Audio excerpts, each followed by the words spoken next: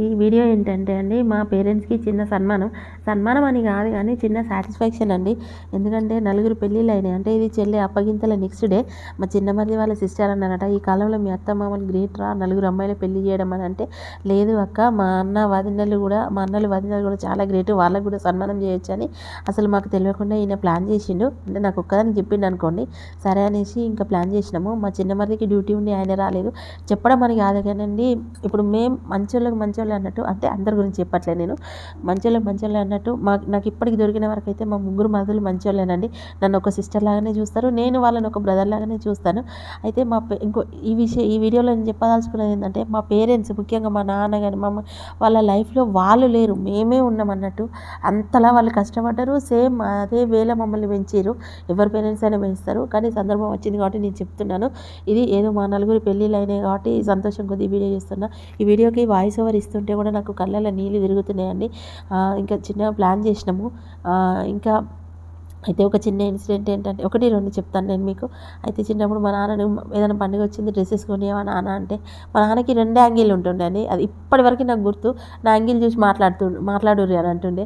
చెప్పులు కొని నాన్న అంటే, నా చెప్పులు చూసి మాట్లాడుండి అని అంటే జోకులు అంటుండే. కానీ అప్పుడు మా అమ్మమ్మ తాత కానీ నానమ్మ తాత కానీ సపోర్ట్ ఉండే. ఎందుకంటే నలుగురు ఆడపిల్ల, మా నాన్నమ్మకి 3 కొడుకుల తర్వాత నేను పుట్టిన కాబట్టి నా మీద చాలా ప్రేమ ఉంటుండే. మా అమ్మ తాత కూడా అంతే ప్రేమగా ఉంటుండే వాళ్ళు. సో వాళ్ళ సపోర్ట్ తోటి, మా అమ్మ నాన్న వాళ్ళ కష్టంతో మేము ఈరోజు ఈ స్టేజ్లో ఉన్నాము. ఫస్ట్ మా ఆయన మంచోడండి.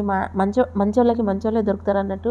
ఫస్ట్ మా నాన్న అమ్మ మంచోళ్ళు కాబట్టి వాళ్ళకి నలుగురు అల్లుళ్ళు ఇప్పటి వరకు దొరికిన వాళ్ళు అయితే చాలా మంచోళ్ళు. ముఖ్యంగా వాళ్ళనైతే కష్టపెట్టారు. ఏదన్నా ఉన్నా కూడా వీళ్ళు కొడుకులు పుట్టాలి. కొడుకులు లేరు మాకు. మేము నలుగురు ఆడపిల్లల మీదకు మాకు వచ్చిన నలుగురు అబ్బాయిలు కూడా చాలా మంచోళ్ళు అండి.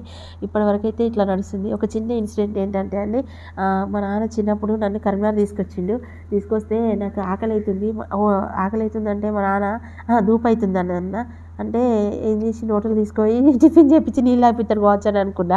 కాదు, గడియారం కాడ అప్పుడు చలివేంద్రం ఉంటుండే. తెలిసిన వాళ్ళకైతే కరీంనగర్ గురించి తెలిసిన వాళ్ళకి తెలుస్తుంది.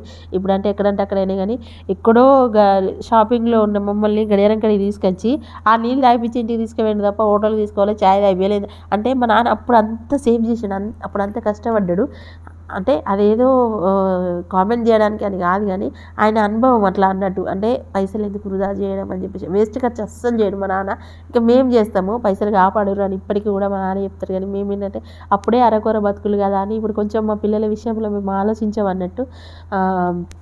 ఇంకా సన్మానం చేసిన తర్వాత, ఇవన్నీ చేసిన తర్వాత మళ్ళీ కేక్ ఉండకపోతే ఎట్లా అని చెప్పేసి మా మరిది ఏమన్నాడు, వదిన కేక్ కూడా ప్లాన్ చేద్దామా అంటే సరే అని అప్పటికప్పుడు ఇంకా కేక్ కూడా తీసుకెళ్ళాము. మేము ఏదన్నా కొనాలంటే కరీంనగర్ రావాలండి. నేను ఆ రోజు లక్కీగా సాయంత్రం కరీంనగర్ వచ్చినా కాబట్టి ఇంకా కేకు ఇవన్నీ దండలు శాలువలేమో మా మరిది తీసుకొచ్చిండు. సో వాళ్ళకి కొంచెం అంటే అన్నీ జరిగినాయి కదా, జస్ట్ హ్యాపీ మూమెంట్ ఉండాలని చెప్పేసి ఇది ప్లాన్ చేసినాం అన్నట్టు. కేక్ కట్ చేసినాము. ఇంకా ఒక దండు ఉంటే మా మరిది నాకు మా ఆయనకి కూడా వేసిండు. ఇక వీళ్ళిద్దరే సన్మానం ప్లాన్ చేసిన వాళ్ళు. Thank you Manogna, thank you Sridhar, Chitti, ఇంకా మా పాప, నేను. ఇంకా మా చిన్నమ్మారు లేడు, ఆయన డ్యూటీ ఉండే. సో ఇంకా డ్యూటీ ఉన్నప్పుడు మనం ఏం చేయలేం కదా, డ్యూటీ ఇంపార్టెంట్. మళ్ళీ నెక్స్ట్ డే మళ్ళీ రిసెప్షన్ ఉండే, అటు పోవాలి కదా, అందుకే ఆ రిసెప్షన్కి వచ్చిండు అన్నట్టు.